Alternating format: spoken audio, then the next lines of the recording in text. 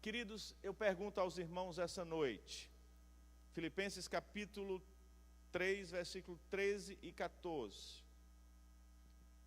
Nós vamos ver nesse texto que o apóstolo Paulo, ele era um homem que ele tinha foco, ele tinha visão, ele sabia para onde ele queria ir. Ele diz no texto, olha, uma coisa, irmãos, eu julgo não haver alcançado, mas uma coisa faço. Esquecendo-me das coisas que para trás ficam, sigo para aquelas que estão adiante de mim. E eu pergunto a você essa noite, obrigado meu irmão, o que você tem feito?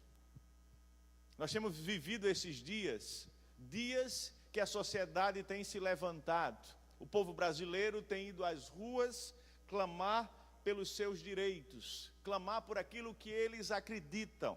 Mas eu pergunto aos irmãos, na sua vida pessoal, sem considerar o contexto de nação, o que você tem feito? O que você tem feito para mudar a sua vida? O que você tem feito para alcançar os seus sonhos? O que você tem feito para que você tenha uma família na presença do Senhor? Esse texto, ele vai nos falar e vai nos confrontar acerca exatamente do que eu preciso fazer para que a minha vida seja mudada. Eu queria que nesse momento os irmãos atentassem para a palavra de Deus. Nós sabemos que hoje nós temos um pouco menos de pessoas na igreja, e aí nós às vezes ficamos um pouco dispersos. Então vamos ficar bem atentos para que a gente receba aquilo que o Senhor tem para a nossa vida. Então Paulo, ele era um homem que tinha o que, irmãos? Foco. Pergunta a quem está ao lado de você, você tem tido foco na sua vida? Pergunte a ele. Você tem tido foco na sua vida profissional agora? Você tem tido foco na sua vida espiritual? Você tem tido foco na sua vida familiar? Como está a sua vida? Por quê, irmãos? Se você abrir na epístola de Paulo, no livro de Tiago, abra aí, Tiago, capítulo 1, versículo 8. Tiago vai nos falar exatamente, irmãos, sobre como é um homem que não tem foco, como é um homem que não entende o propósito de Deus na sua vida. Abra aí, Tiago capítulo 1, versículo 8. O que é que diz o texto bíblico? Homem de coração dobre, inconstante em todos os seus caminhos. Amém? Quando uma pessoa não sabe para onde ela quer ir, ela vai ter sempre duas vontades na sua vida, e ela não vai conseguir chegar a lugar nenhum. É por isso que nós precisamos ter foco. Repita para seu irmão novamente, você precisa, meu irmão, ter foco, saber aonde você quer chegar, aonde você quer chegar. E eu quero dizer a você, olha, não faça 3 coisas de uma vez, mas faça apenas uma. Faça uma coisa de cada vez. E mais uma coisa, não permita que as pessoas determinem o seu foco. Quem tem que decidir para onde você deve seguir, quem é? Diga, sou eu. Em nome de Jesus, amém? É você. Não faça uma coisa, faça apenas uma coisa, não faça 3. Aonde você quer chegar? E eu acho interessante isso na vida do apóstolo Paulo, sabe por quê? Porque o grande problema nosso, irmãos, não é começarmos algo, mas é prosseguirmos naquilo que começamos. Muitas vezes nós começamos muitas coisas na nossa vida, mas nós não prosseguimos. E você vai entender esse texto quando Paulo diz, uma coisa eu faço, esquecendo-me das coisas que para trás ficam. Se você vê a história do apóstolo Paulo, o apóstolo tentou fundar algumas igrejas no começo e não conseguiu. Voltou lá novamente e depois conseguiu. Nós vamos ver que lá que em Antioquia de Pisídia, ele foi para lá, mas ele não conseguiu fazer aquilo que era seu propósito como um homem de Deus que ele estava. Lá em Cônia, ele fugiu. Lá em Listra, ele foi apedrejado e jogado fora da cidade. Mas o que é mais interessante? Isso é sucesso ou é fracasso? Isso é sucesso ou é fracasso? O que foi que aconteceu com Paulo? Ele foi, mas não conseguiu. Mas ele voltou lá novamente e conseguiu, tanto em Pisídia, como Antioquia, como em Listra, sim ou não? Diga para seu irmão, sim. Por quê? Porque a questão, irmãos, precisamos aprender, tentar da próxima vez fazer com mais energia e com mais determinação. Olhe para o seu irmão e diga: você precisa ter mais energia e mais determinação para prosseguir naquilo que você quer. Paulo voltou lá e abriu mais igrejas.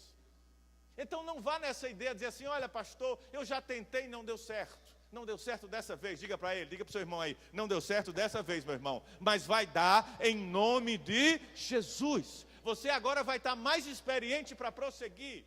O grande problema nosso é que nós desistimos no primeiro empecilho que surge. Nós paramos naquilo que é fundamental.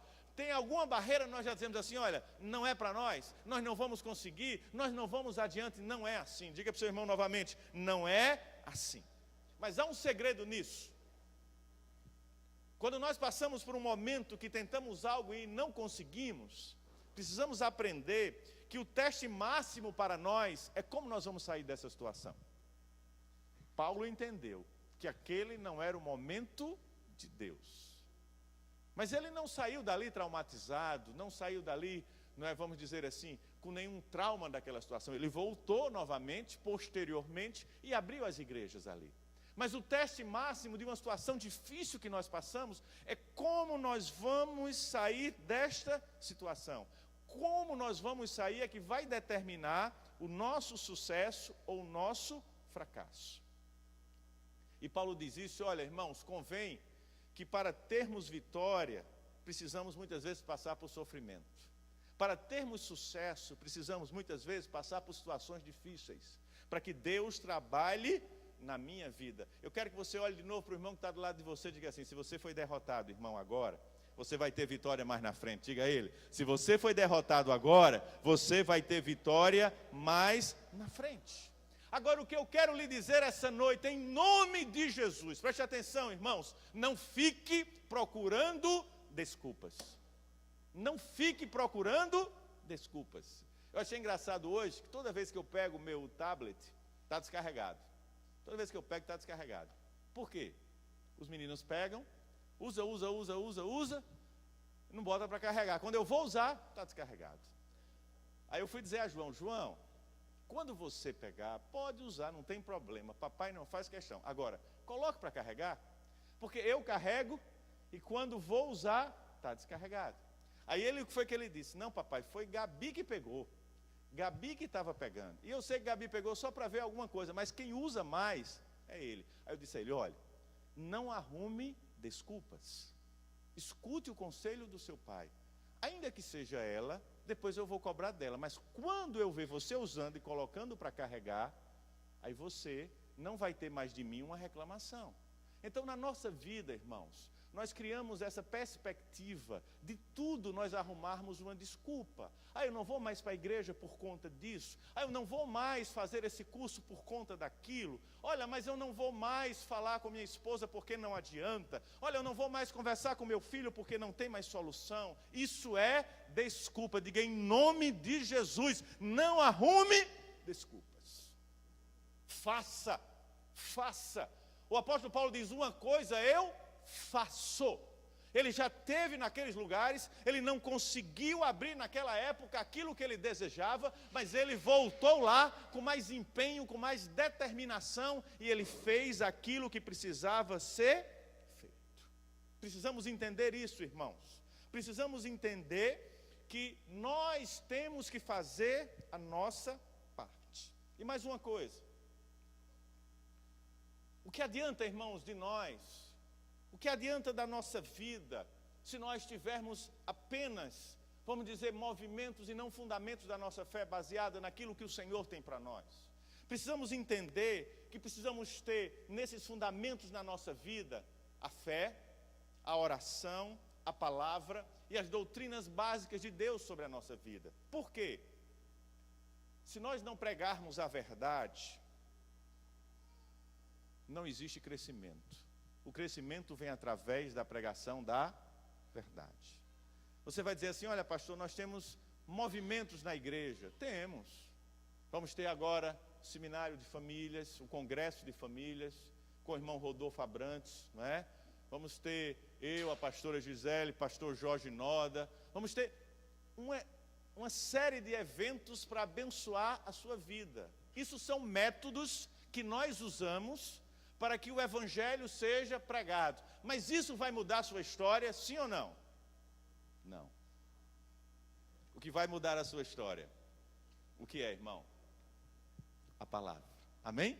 Ainda que nós fizéssemos isso, se nós não tivermos a palavra, quem muda é a palavra. Diga para seu irmão, é a palavra que muda a sua vida. Por quê, pastor? Porque a palavra é quem? Jesus. Jesus é a palavra. O verbo se fez carne e habitou entre nós. O verbo é a palavra.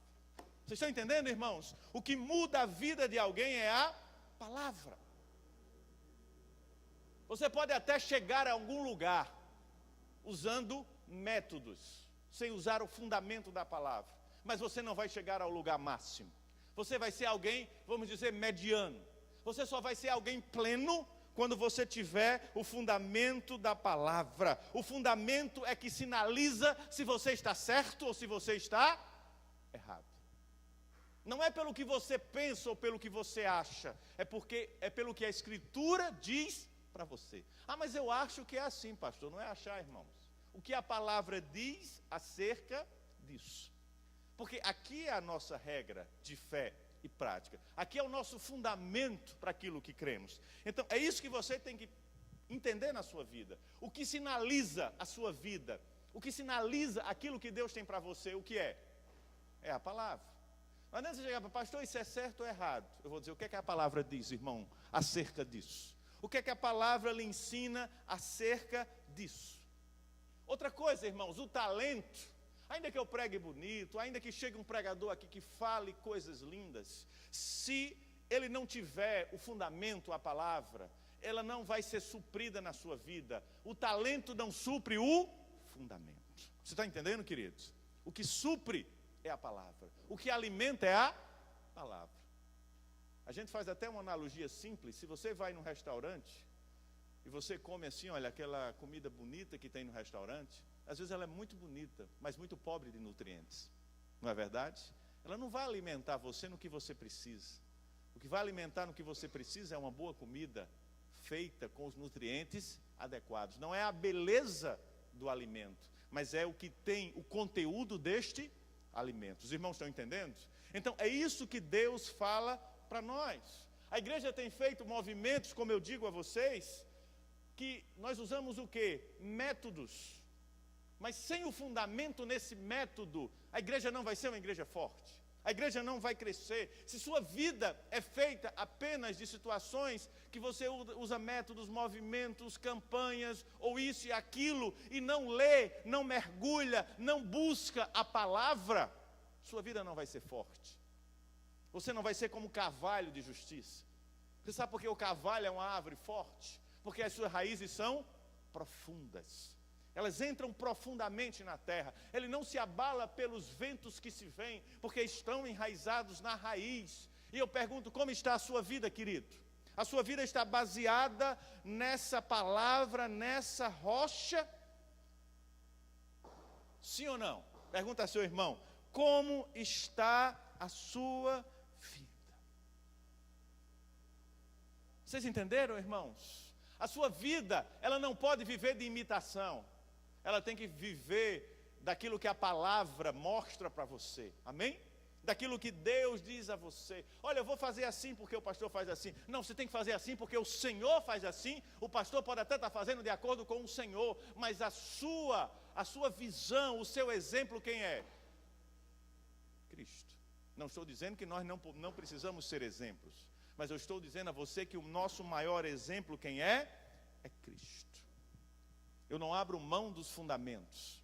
Eu até dizia aqui esses dias que eu estava vendo umas reportagens, eu vi um acampamento de uma determinada igreja, e nesse acampamento se passava uma mão grande, gigantesca, eu acho que feita de fibra, né? Deve ser, porque era uma coisa grande, e ela passava assim, olha, por cima e até a frente voltava, e as pessoas ficavam tocando nesta mão, tocando como simbolizasse a mão de Deus. Aquilo era a mão de Deus, irmãos? Sim ou não? Nós precisamos tocar em objetos para sentir a presença de Deus. A Bíblia diz que nós somos templo do Espírito de Deus. O Senhor habita em nós através do seu Espírito. Toda ritualística que existia no Antigo Testamento, simbólica, não é? E ritual mesmo, isso foi quebrado com Jesus na cruz do Calvário. Amém? Jesus é o único mediador entre os céus e a terra. Nós não precisamos adorar imagens, e isso para mim é uma adoração de imagens. É uma adoração de imagens. Está mudando só o contexto. Então, nós não podemos ser baseados em métodos, mas em fundamentos da palavra. A nossa vida tem que ser baseada na rocha. Precisamos entender isso. Quando eu não conhecia Jesus, eu andava dentro da minha carteira com uma medalha. Alguns irmãos balançaram a cabeça assim, deviam andar com... Se ainda anda, irmão, em nome de Jesus, tira essa medalha da sua carteira, viu? E andava com aquela medalhinha porque, para minha mãe, eu tinha nascido, quando eu nasci laçado. As mulheres sabem, né? Nasceu laçado com cordão umbilical. E diziam-se, não é? A regra popular, que o menino que nascesse laçado, se não colocasse o nome de José, morreria de acidentes trágicos. E aí ela botou meu nome de José e me dava uma medalhinha. E eu andava com aquela medalha na carteira, achando que a minha proteção estava onde? Na medalha. Eu não saía de casa sem a medalha. E ela dizia, meu filho, olha, quando você sair, não esqueça a sua... Mas eu não conhecia, irmãos. Mas hoje eu conheço. A minha vida não é baseada em métodos para chegar a Deus, mas em fundamentos da sua palavra. Vocês estão entendendo, queridos? Então precisamos saber aquilo que é verdade de Deus para nós e aquilo que não é. Outra foto eu estava pesquisando na internet, e tinham pessoas ajoelhadas de frente de uma arca da aliança. Os irmãos sabem o que é a arca da aliança, não é? Onde era guardada ali a vara de Arão, o maná e as tábuas da lei que Moisés recebeu no monte, com os 10 mandamentos, e as pessoas estavam ajoelhadas diante daquela arca. Aquilo é um simbolismo que nós podemos usar até como símbolo do Antigo Testamento, mas nós não precisamos nos ajoelhar mais diante de arca, porque a nossa inclinação deve ser somente para quem? Para o Rei dos Reis e para o Senhor dos Senhores. Posso ouvir um amém dos irmãos? Vocês estão entendendo, irmãos? E aí nós vamos ver verdadeiramente aquilo que nós estamos crendo no Senhor. A Bíblia diz uma coisa, eu faço, esquecendo as coisas que para trás, eu esqueci aquilo que eu aprendi no passado, que não pertencia ao Senhor para a minha vida. Nós estamos numa época de futebol, sim ou não? Os irmãos foi ontem assistir o jogo, não é?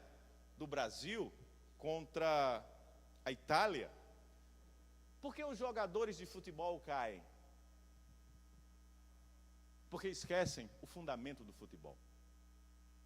Porque eles caem, porque eles perdem o foco. Porque eles sabem que, como jogadores, eles não podem fazer determinadas coisas, passar noites na noitada, ou ir por caminhos que não devem ir. E eles começam a cair. Vocês viram aquele jogador de futebol que foi, eu lembro, porque é uma pessoa que me faz lembrar, aquele Adriano. Hoje aquele rapaz, você não vê mais falar dele, vê, irmãos? Eu não sou muito ligado a futebol, mas ele acabou-se. Era chamado de quê? Do imperador. Mas por quê? Porque ele esqueceu os fundamentos de o que é ser um atleta. Compromisso, treino, responsabilidade. E aí ele começou o quê? A ir para um caminho tortuoso. Ele perdeu o princípio e perdeu aquilo que ele era. E nós, quando nós perdemos os fundamentos de Deus na nossa vida, nós perdemos aquilo que nós somos em Cristo Jesus. Olha para o seu irmão e diga, abra seu olho, meu irmão, em nome de Jesus. Nada pode ser inventado melhor do que a... Diga para seu irmão, nada pode ser inventado melhor do que a palavra. A palavra é o que é de mais importante na sua vida. Ainda que eu lhe chame para uma campanha, ainda que eu lhe chame para orar, mas aqui está o verdadeiro fundamento. Você entendeu, meu irmão? Quando você não entende isso, olha, nada se inventaram melhor do que a palavra. Queridos, Paulo faz uma coisa, eu faço, eu realizo, eu tenho feito. O que você tem feito? O que você tem feito para a sua vida? Eu pergunto, neste ano de 2013, o que você tem feito para a sua vida? O que você tem feito para a vida dos outros? O que você tem feito para a sua família? O que você tem feito para a obra de Deus. O que você tem feito? São várias coisas, são várias áreas. O que você tem feito? É a minha pergunta para você. Quando a gente não faz, irmãos, o que é que acontece? A gente está sugando de alguém. A gente tem feito ou a gente tem sido sanguessuga? Só tem? Como é que está a nossa vida? Vocês estão entendendo? Eu tenho feito pela minha esposa, eu tenho feito pelo meu irmão, eu tenho feito pelo meu trabalho, eu só quero receber. Uma coisa eu faço, o que você tem feito? Sabe, irmãos, quando eu entendo esse texto, eu faço. O apóstolo Paulo, ele está dizendo que ele está tendo um violento esforço para frente. Violento esforço para frente. Uma coisa eu faço, esquecendo-me das coisas que para trás ficam, eu gero em mim um violento esforço para ir adiante. Olha para o seu irmão e diga assim: você precisa, como cristão, viver acima da média. Diga a ele: como cristão, você precisa viver acima da média. Você precisa ter determinação. Sim ou não, irmãos? No mundo que nós vivemos.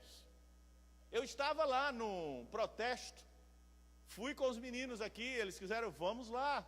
Não fui para a violência, para a baderna, mas fui para estar presente num fato histórico, que nós cristãos devemos levantar o nosso grito de independência e dizer: existe um Deus que pode mudar essa nação. Sim ou não? Amém ou não amém? Então dê um glória a Deus. Existe um Deus, o meu povo perece porque tem lhe faltado o conhecimento. Temos perecido por isso. A iniquidade tem entrado no meio do povo de Deus, e o povo de Deus tem perdido aquilo que Deus tem para ele. Nós precisamos dar o nosso grito de independência, irmãos. Nós precisamos abrir as nossas bocas e proclamar esse amor de Deus. Eu pergunto a você novamente: o que você tem feito? O que você tem feito?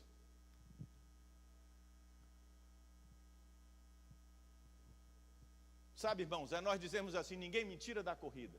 Você ganha uma corrida quando? Quando você ganha uma corrida? Ninguém me tira da corrida. Isso que nós vivemos hoje é uma corrida. A nossa vida é uma corrida, amém? Nós estamos em busca daquilo que o Senhor tem para nós. Ninguém ganha uma corrida quando começa. O importante é começar. Comece hoje aquilo que Deus tem para a sua vida. Diga para seu irmão: comece hoje aquilo que Deus tem para a sua vida. Mesmo que você tenha andado 1 quilômetro só da maratona de 42, mas comece, amém? Comece. Diga para seu irmão, balance ele aí e diga: comece, meu irmão, em nome de Jesus, comece. Sabe por quê, queridos? Porque as nossas palavras têm que ser respaldadas no nosso desempenho. Não adianta eu apenas dizer é assim, mas meu desempenho é assim. Não adianta eu dizer eu creio, mas o que eu tenho feito para dizer que eu creio? Não adianta eu dizer que amo, se eu não tenho feito ações de amor. Eu digo, mas meu desempenho mostra que eu sou. Eu digo que sou um bom pai, mas meu desempenho mostra. Eu digo que sou um servo de Deus, mas meu desempenho mostra que eu tenho sido um verdadeiro servo de Deus. O Senhor está nos perguntando esta noite isso. As minhas palavras precisam ser respaldadas no meu desempenho. Não é qualquer desempenho que Deus nos pede, mas um desempenho com qualidade. Um desempenho com qualidade. Sabe, irmãos, quando nós servimos a Deus, nós vamos aprender que nós temos habilidade de ver o futuro. Você crê? Amém ou não amém? Você crê que Deus lhe dá a habilidade de ver o futuro? Não é adivinhação não, queridos. Porque o futuro nós não vemos com os nossos olhos, nós vemos com a nossa mente. Eu projeto o meu futuro. Eu projeto aquilo que Deus tem para mim. Eu posso ver o amanhã. A visão, ela define a ação. Então eu posso dizer assim: olha, é isso que eu quero amanhã. E quando eu quero amanhã, eu busco aquilo que eu quero com a minha visão, que está onde? Na minha mente. É isso que Paulo dizia, uma coisa eu faço, esquecendo-me das coisas que para trás ficam, eu sigo para quê? Para o alvo que estava determinado aonde? Na mente dele.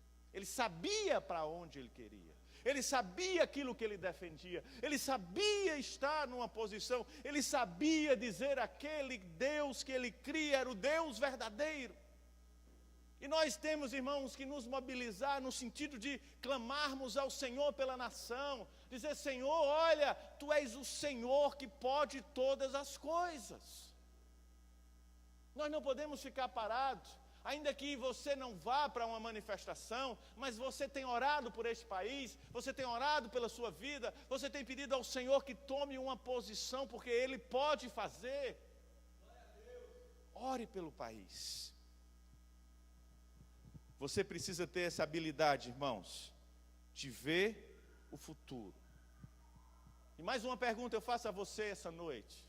Você sustenta aquilo que você acredita? Olha a pergunta que eu estou fazendo a você. Você sustenta aquilo que você acredita? Ou você vacila naquilo que você é? Porque você precisa sustentar aquilo que você acredita. Senão ninguém vai acreditar. Senão ninguém vai crer em você. Precisamos entender que precisamos sustentar aquilo que acreditamos. Amados,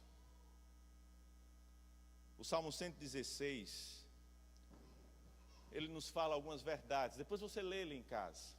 Mas eu quero dizer a você, que para que você tenha essa visão, você tem que ter uma escala de valores na sua vida. E eu pergunto a você, você tem uma escala de valores na sua vida? Você sabe aquilo que você deve ter como prioridade? Essa escala de valores não vai mensurar o que é mais importante ou menos importante, mas o que você precisa ter na sua vida, o que você precisa seguir. O que é ter essa escala de valores? Não quero dizer que nenhum é mais importante do que o outro, mas você tem que ter. Qual é o primeiro ponto na sua escala de valores? Qual é? Deus. Ele está acima de todas as coisas. Depois, sua esposa, seu marido, sua família, vem o seu trabalho, não é? As suas obrigações, tudo aquilo que você tem.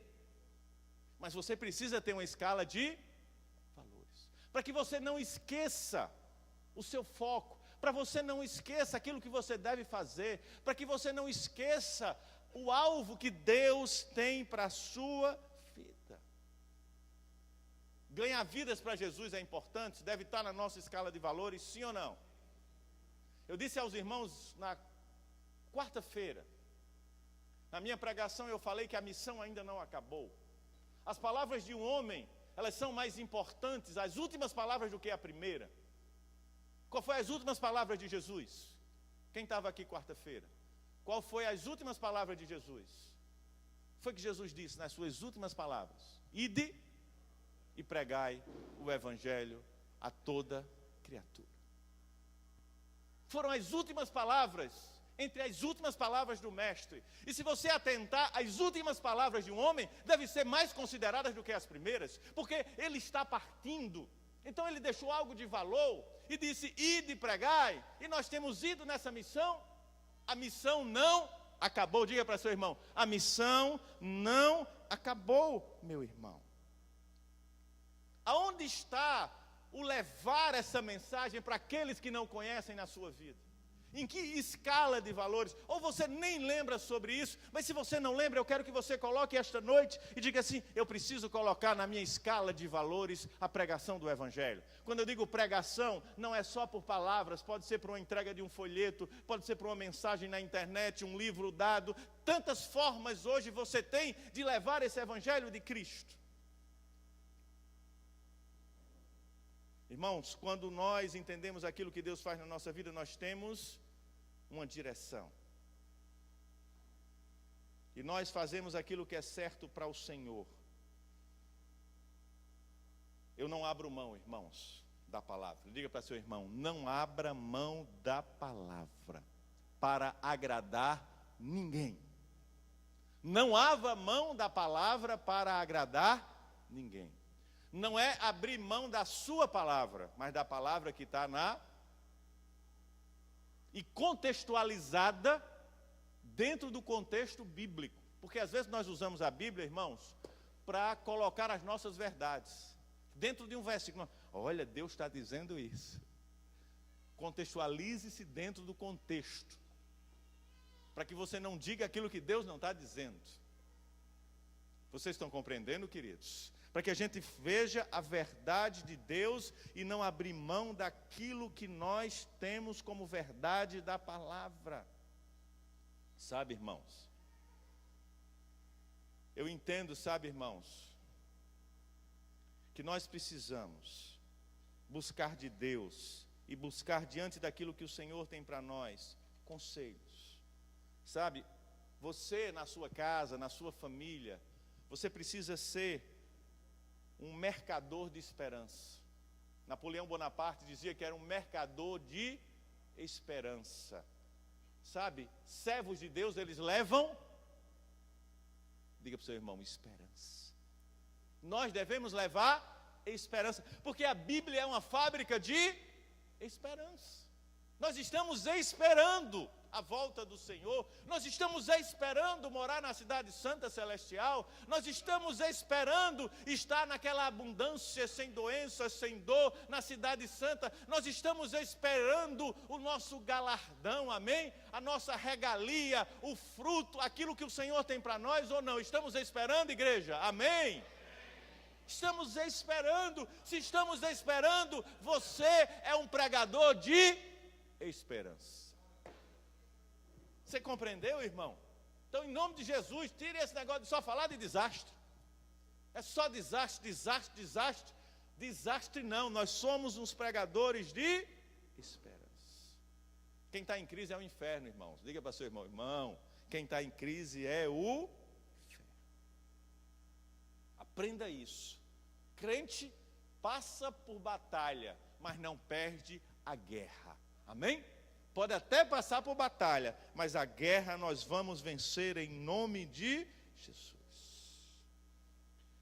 E o texto diz isso. O choro pode durar mas a alegria vem pela manhã. A palavra do Senhor nos garante isso. Por que você acha que Paulo passou pelo que ele passou, irmãos? Foi só porque Paulo era alguém de boa índole? Porque Paulo entendia também que existia um prêmio, existia uma recompensa. O próprio texto no Evangelho diz, olha, não há aquele que deixou tudo por mim, que ainda não receberá nessa terra tudo aquilo que ele deixou e ainda no porvir. Paulo sabia que existia uma recompensa, porque nós servimos ao Senhor, não é apenas por isso, mas o Senhor disse que nos daria recompensa, sim ou não? Apocalipse não nos fala de galardão? Ele não disse, olha, eu subirei aos céus e lá eu vos preparei o quê? Morada. Na casa do meu pai tem muita morada. Eu vou ter um apartamento lá de frente do rio, irmão, sabe? Do rio da vida que vai sair do meio do trono de Deus, você não vai ser meu vizinho, amém ou não amém? A Bíblia não me garante isso. Eu sei para onde eu vou.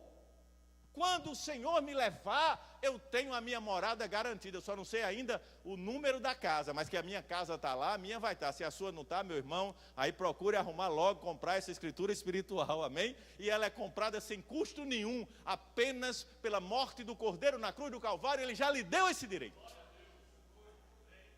E você não pode escolher a casa, a grande garantia é essa. Mas ele ainda diz, aqueles que fizerem por mim, eu darei galardão. Agora, você não pode mensurar também, o que eu acho lindo no Senhor é isso. Eu fiz mais, aquele fez menos. Ninguém sabe. Só Ele vai nos dar de acordo com a sua avaliação. Não vai ser eu nem você. Quando os seus discípulos estavam questionando, Senhor, quem vai ser o maior nos evangelhos no teu reino? Qual foi que ele disse? Aquele que quer ser o maior, que seja o menor. Vocês estão entendendo, irmãos? Como o Senhor traz para nós esse contexto do prêmio, de ter uma recompensa naquilo que Ele vai fazer para nós. Precisamos entender isso.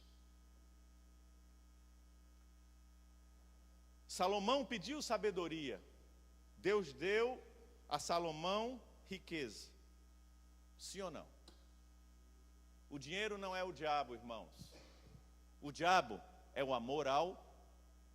Veja como é diferente. O dinheiro não é o diabo. O diabo é o amor a ele. Ou qualquer outra coisa que você ame mais do que a Deus. Precisamos entender as diferenças. Então você precisa perguntar ao Senhor: o que você tem feito? Às vezes as pessoas perguntam: pastor, a obra aí é grande, pastor, é laje, é ferro. É, irmãos. Mas eu creio no que Deus vai fazer, amém? E eu creio que Deus vai usar esse povo aqui, esse povo simples. Quando eu digo simples, simples na fé em Deus. Não um povo sofisticado, porque a nossa fé é uma fé simples, uma fé baseada no Senhor Jesus. E o Senhor vai nos fazer prosseguir. Uma coisa eu faço todos os dias que eu chego aqui e oro, eu digo assim: Senhor, olha, já passamos por uma etapa. Esqueça o que ficou para trás e vamos adiante. Para aquilo que o Senhor tem para nós. Qual é o nosso alvo? As 2 lajes. Até o final do ano nós queremos estar nesse templo. Até o final do ano eu consigo visualizar com a minha mente os irmãos sentados aí e nós ali ministrando o Evangelho de Deus sobre a vida de vocês neste novo templo. Olhe para o seu irmão e diga assim: faça a sua parte para isso, meu irmão, em nome de Jesus. Amém, queridos? E eu quero encerrar essa palavra esta noite perguntando a vocês: o que vocês têm feito? Eu quero que você faça essa reflexão essa noite. Primeiro, o que você tem feito na sua vida? Na sua vida.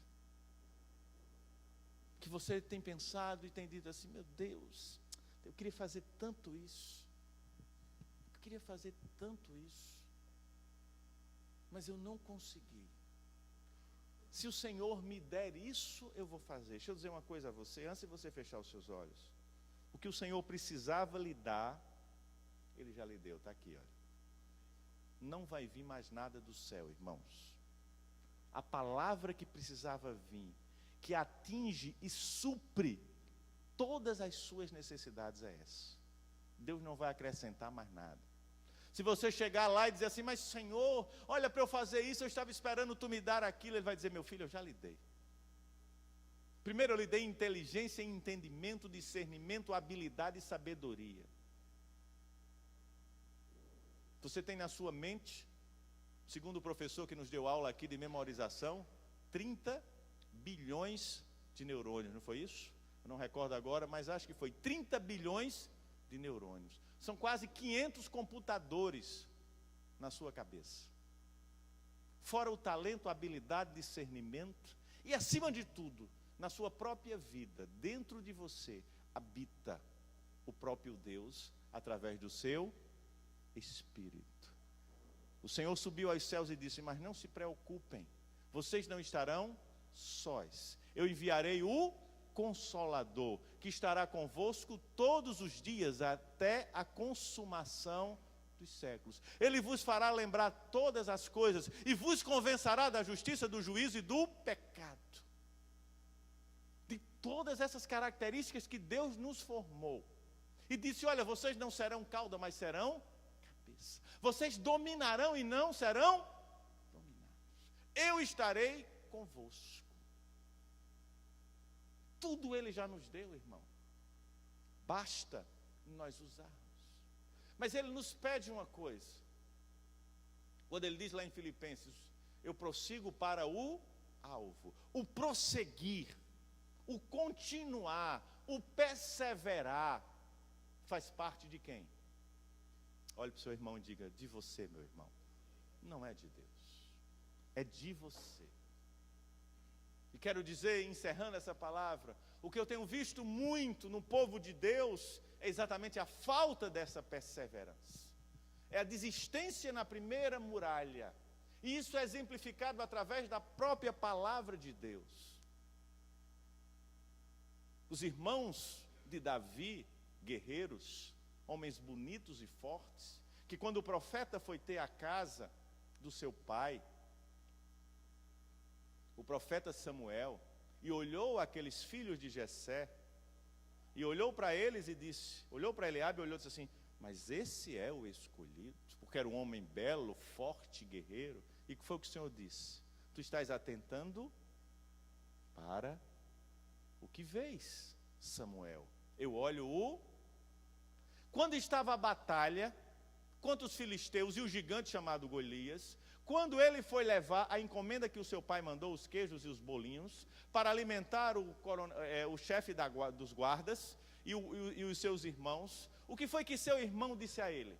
Esse mesmo irmão, que o profeta olhou para ele e disse assim, é esse. Se você olhar no texto, você vai ver que o irmão disse assim, tu és muito soberbo, tu vens aqui cheio de queixo. Eu estou usando a linguagem atual, irmãos. E aquele rapaz, Davi, olha para ele e diz, o que foi que eu fiz? Eu vim cumprir uma ordem do meu pai. Estou perguntando apenas quem é aquele que vem contra o exército do Deus Altíssimo. Por que ele não foi escolhido? Porque Deus já sabia que aquele homem ia ter uma resposta assim, diante de uma grande batalha. Ele não era um homem poderoso em força física, em beleza e em conhecimento de guerra. Porque ele disse ao profeta, Deus disse ao profeta, não é ele. Porque Deus sabia que lá na frente, aquele homem teria aquela postura diante do gigante. Veja que coisa interessante. Deus sabia. Mas aquele menino que ninguém dava nada por ele, quando estava na frente do gigante, teve uma postura totalmente diferente.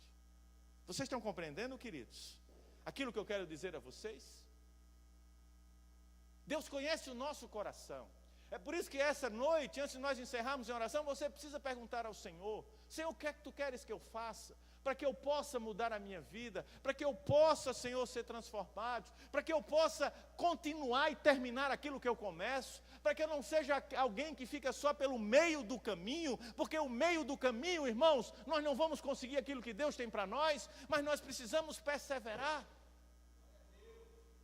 Nós não perseveramos muitas vezes. Nós vamos aqui na escola bíblica, a classe começa cheia, vai passando o tempo, surge a praia, o shopping, o compromisso, os passeios, que você deve ter, claro, na sua vida, não estou dizendo isso, mas você deixa de começar a aprender a palavra. Quantas informações você não recebe do Egito, na sua vida diariamente? Quantas informações de Deus você recebe? Você é aquilo que você se alimenta, irmãos. Você é aquilo que você se alimenta. E não venha me dizer porque eu sou homem como você. Eu sou um ser humano como você. E se eu não lutar contra a minha vontade, nós não meditamos na palavra. Porque a minha vontade não é a vontade de Deus. E nós sabemos disso. Por isso que Deus disse a Josué, Josué, medita na minha palavra. E não foi só a Josué, o Senhor disse a vários homens de Deus, você precisa meditar, Deuteronômio diz isso, que você precisa buscar ao Senhor, obedecer à lei do Senhor. E qual é a função do inimigo das nossas almas? Fazer com que nós não meditemos na palavra. E aí vem o Egito. Quando eu digo Egito, irmãos, eu não estou denominando um país, mas eu estou denominando uma atmosfera espiritual do mal, um DNA do inferno, que vem na nossa casa através das mídias, de tudo que você vê, e vai entrando, e vai entrando, e vai entrando, porque você vê, e vai para a sua mente, você ouve, e entra no seu coração.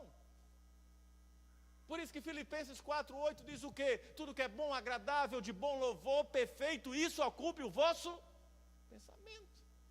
Porque ele sabe que lá fora nós temos muita informação que vem e desestimula e diz que não dá certo e que seus filhos não vão prosperar e o que você tem não vai prosseguir, que você não vai conseguir, que o seu negócio não vai dar certo. Isso é palavra do inferno e caia por terra em nome de Jesus. É por isso que eu pergunto a você, o que você precisa fazer? O apóstolo Paulo disse, olha, uma coisa eu faço. Ele estava dizendo assim, olha, os meus fracassos no passado eu deixo para trás, mas eu vou voltar a fazer tudo que Deus tem para mim.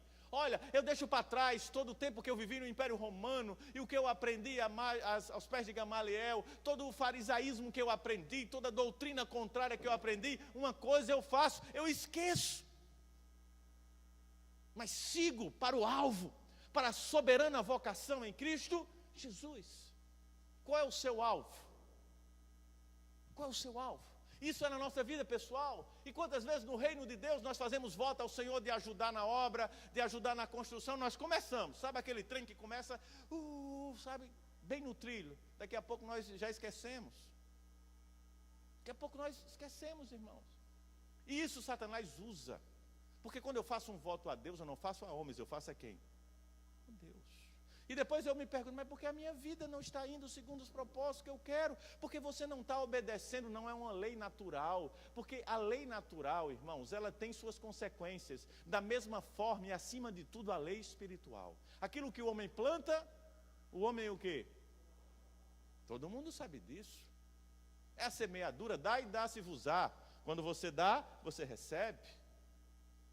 A parábola do semeador é a mesma coisa. Aonde eu tenho lançado a semente na minha vida? Aonde eu tenho lançado a verdadeira semente? As margens da minha vida? Porque lançaram-se à beira do caminho, lembra? Semente não é para ser lançada. A semente está dentro da minha casa, no ponto principal da minha vida, ou é lançada à beira, na periferia da minha casa? Lá no quintal está a semente, a palavra. No centro, não.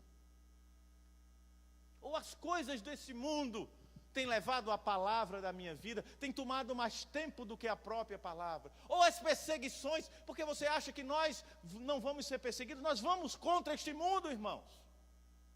Eu nunca vou abrir mão daquilo que Deus tem para mim, seja aqui, seja lá fora. A verdade para mim é absoluta, inegociável.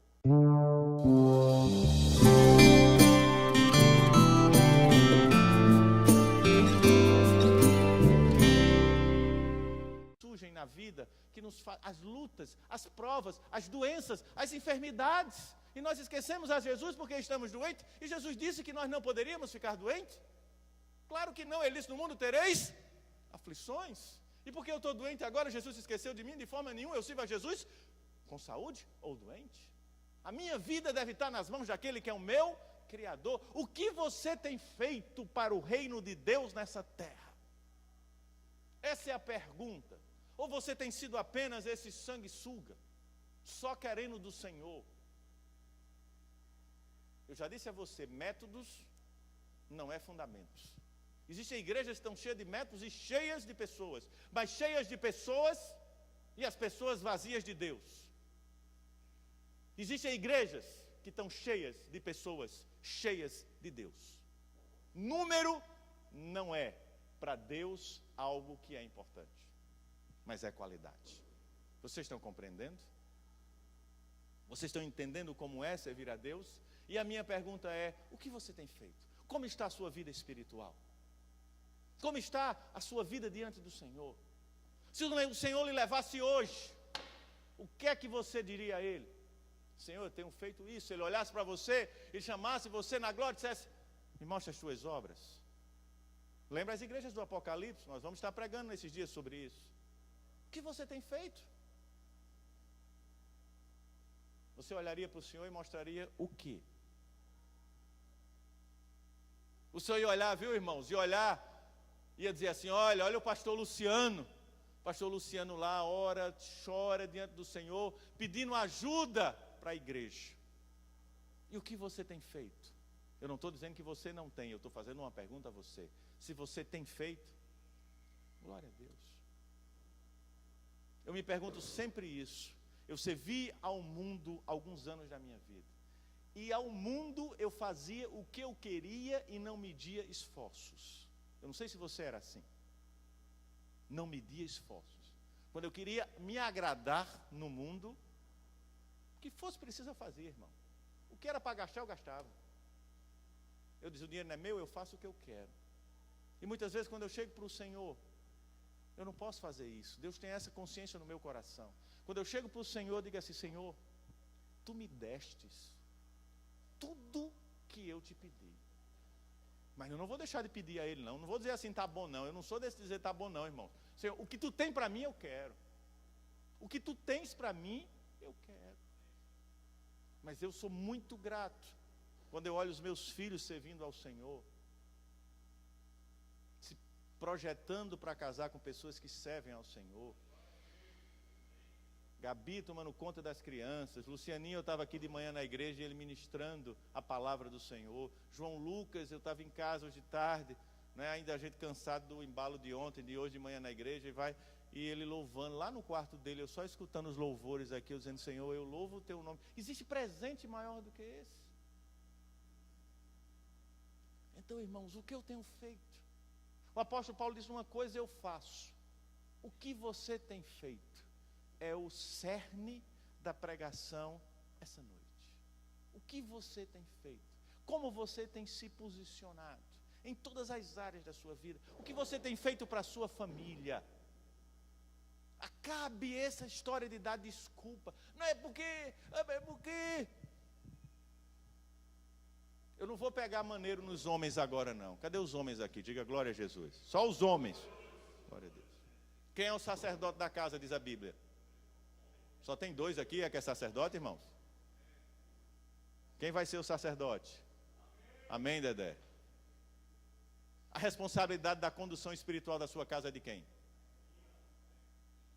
Não queira mudar o contexto bíblico, porque a Bíblia diz que é de quem? Sua. A responsabilidade é sua. Você é aquele que Deus colocou. Deus é a cabeça de Cristo, Cristo é a cabeça do homem, o homem é a cabeça da mulher. Quando eu falo cabeça, eu uso Efésios dizendo, maridos, amai vossas mulheres como Cristo amou a igreja e se entregou por ela. Uma mulher obedece ao marido que dá a própria vida por ela. Sim ou não? Como você tem conduzido sua família? Existem pessoas aqui, só mulheres. As irmãs, elas têm tido esse papel, não é? De conduzir sua família. Então não venha, não, pastor, é porque, pastor, minha esposa é difícil, é porque, irmão, cadê você? Cadê a sua liderança? Cadê a sua oração? Por que você não ora para Deus mudar essa situação? Por que você não se conduz como o homem de Deus que você é? Deus deu o discernimento a você. E as mulheres, na mesma proporção, dizem assim, a mulher sábia edifica o alicerce da sua casa. Então Deus cobra do homem e cobra da mulher. Então a gente precisa ver. A Bíblia também fala que Deus não gosta das mulheres rixosas. Então a gente deve lutar pelos nossos direitos. Eu sei que as mulheres, elas falam mais do que os homens, não é? Elas expressam mais, mas a gente deve também ser agradecido a Deus pelo que o Senhor tem feito na nossa vida. Irmãos, vocês estarem aqui essa noite já é um milagre de Deus. Nós estamos aqui hoje numa época do nosso Nordeste que, olhe, só a misericórdia, o que tem de capeta solto por aí esses dias. Eu não estou falando na música não, irmãos, na regionalidade de comer uma canjica, uma pamonha, não é nesse sentido que eu estou dizendo, mas é no sentido do teor de algumas músicas. Estou falando daquelas músicas antigas de Luiz Gonzaga que fala da terra, não é, da região, da natureza, mas essas músicas de hoje, que mulher não sei o que, e vai lá, e vai, você sabe disso, você liga, chega a dar dor no ouvido. Eu liguei a televisão hoje para ver, não sei o que, a mulher era aquela zoada, eu disse, em nome de Jesus, desliga esse negócio, está me dando dor aqui, olha, está dando dor de cabeça já, essa zoada. Mas quanto não tem aí nesses forróis? Eu não estou falando da regionalidade, os irmãos estão entendendo, eu estou falando da bebida, da prostituição, do adultério, da cachaça, de tantas outras coisas que têm levado famílias à desgraça. E nós estamos aqui, adorando aquele que é o único Deus. Isso já é um grande milagre, uma grande bênção. Isso mostra que a nossa vida é baseada nos fundamentos da palavra. Ontem nós tivemos lá o nosso momento, né, o nosso arrasta-pé com ordem, com decência, com a banda Filadélfia, os irmãos de Recife que vieram estar conosco. Foi muito bom, não foi bom? Foi muito bom, foi bom demais. Nós brincamos, com 11 horas, 11 e pouco, a gente encerrou aquele momento nosso. Nos alegramos no Senhor. Isso é muito bom, irmãos. Você vai olhar na Bíblia, a Bíblia tem várias festas judaicas, festas que as pessoas se adoravam ao Senhor, dançando, cantando ao Senhor. Isso não é nenhum mal. Mas quando nós conhecemos a Escritura, nós entendemos que isso faz parte da nossa vida, mas o principal é o que eu tenho feito. O tempo passa, estamos praticamente no meio do ano. Você começou o ano cheio de projetos dentro da obra de Deus. Eu vou ajudar nisso, eu vou fazer aquilo. Eu pergunto, o que você tem feito? Na sua vida pessoal, eu vou fazer um curso, eu vou... O que você tem feito? Eu cancelei meus cursos todo esse ano, eu ia fazer algumas coisas, não tenho condição, porque é o casamento, o meu foco é o quê? O casamento, Gabi vai casar, final do ano.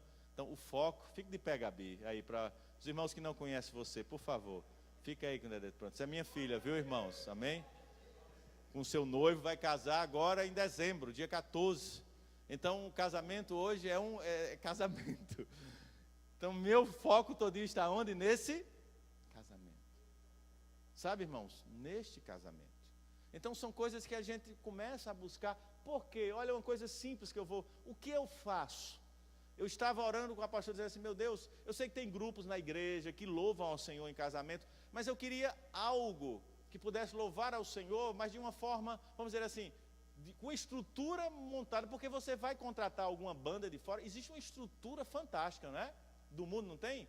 Toda estrutura, melhor equipamento, Jesus, o povo de Deus não tem uma orquestra só de crente. Você conhece alguma orquestra só de crente? Conhece, irmã? Pois é, aqui em João Pessoa só tem uma, e eu descobri. Uma orquestra, irmão Cláudio. Sabe o que é uma orquestra de crente?